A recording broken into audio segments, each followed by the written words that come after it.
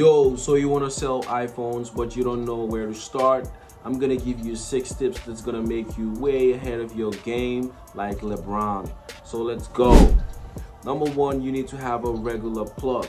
Like most people buy iPhones but they don't buy it from one person. I personally buy my iPhones from one person. The reason why I do that is I need trust and I need punctuality. So the plug that sells me the iPhones know I am his client and he's not gonna sell me a bad phone because we've been doing business for like years now. So if you buy from one seller, it gives you trust and it gives you accountability, and that seller is not gonna try to rip you off or scam you. Is because he knows you're only buying from him. Like, he's gonna try to do his best for you to keep on coming and you to keep on buying iPhones from him because he's the only one that sells you iPhones. So if you are trying to buy from another person, just make sure it's a cheap iPhone or you're just trying to get a deal that's so rare. But apart from that, you need to have one plug. Number two is you have to meet in public. That's like the most important tip. Like, you don't even have to go outside and meet somebody in a very secret or dark place. You have to meet somewhere like a restaurant or somewhere that has traffic, because most of the times, like, you can get scammed, you can get robbed. It's like they could run away with your money or they could run away with your phone, and it's just not safe. So to be on the safer side, when I was starting, I used to meet in places where like it's public and both of y'all are gonna have confidence in like the business you're doing, and then yeah, boom. So don't miss out on that. Number three is cross-check the stats of the phone.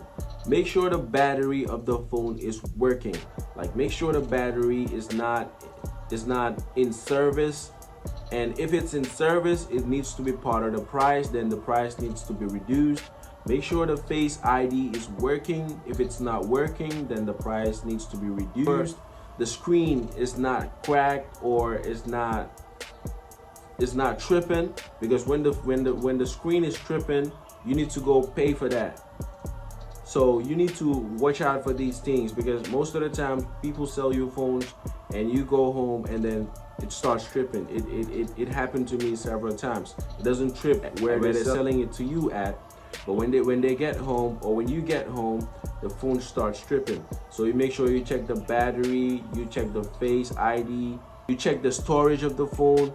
Make sure everything is intact. If something is wrong, then the seller needs to reduce the price, and most of the sellers don't put most of these issues in their ratings. So you have to be very careful before you get scammed. Tip number four is you have to list your items on TikTok and Facebook Marketplace.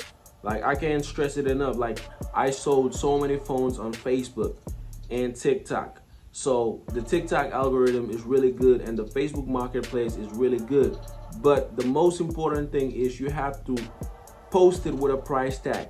Most people think when you post a phone and you don't put the price in it, then the seller needs to contact you when you put your number in it. Then you can negotiate prices. Now, like, you have to put the price of the phone so the buyer knows the phone, this is what the phone is worth. So if I call the person or if I message the person, I can negotiate and get the phone for cheaper. But when you leave them in the darkness, like when you're just trying to sell the phone and you're not putting a price tag in it, like, the buyer doesn't know the range of the phone. So he might be thinking the phone is so expensive, so he's not even clicking. Let's say it's an iPhone 15 Pro Max, and then you're trying to sell it for $200 or $300. The buyer might think it's costing $500 because it's an iPhone 15, so he's not even gonna click it. But maybe you're just trying to discount, or you're just needing like quick bucks. So, but the buyer doesn't know that. So putting price tags is really important when you're trying to sell iPhones. Many people don't advise that, but I advise you putting price tags on the phone. And the last tip is get ratings. If somebody buys your phone on Facebook, make sure they rate the phone Make sure if it's a good business, make sure they give you ratings on the Facebook Marketplace. Like giving you ratings on the Facebook Marketplace is really important, because once most people come to your page, the first things they look at is if people rated you, if you are a good seller, if you are a trustworthy seller. So most people don't get their phones bought on Facebook Marketplace is because people don't trust them. They don't have enough ratings, and if you don't have enough ratings, it's gonna affect you in the long run. So make sure you have enough ratings so you can sell more phones on the long run, because when people come, they will know you're another scammer. They will know you're a real legit iPhone seller. So those are the tips that I have for you, man. I'll be coming back with more tips, but right now this is a starter pack. Like if you want to start selling iPhones, if you get this, if you consider these tips that I'm telling you, you're good to go. So if you like this video, make sure you subscribe, hit the notification bell, and boom, we out of here.